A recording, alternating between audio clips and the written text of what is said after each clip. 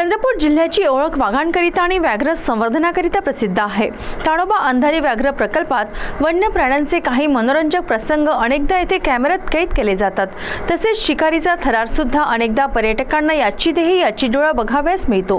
बदनापूरच्या buffer क्षेत्रात असाच एक थरार वन्यजीव छायाचित्रकार इंद्रजित मळावी यांनी आपल्या कॅमेऱ्यात कैद केला। रानकुत्रे यांची ओळख म्हणजे अतिशय शिस्तबद्ध आणि शिकार करण्यात त्यांची व्यूहरचना कमालीची।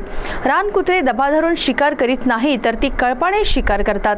एकदा का त्यांच्या आवाक्यात शिकार आली की त्यांचे ते लचके तोडून आणि फस्त करूनच माघारी फिरतात। बदनापूर बफर क्षेत्रात सफारीचे वाहन समोर जात असतानाच काही काळाच्या आत रानकुत्र्यांचा कळप वेगाने धावत आला।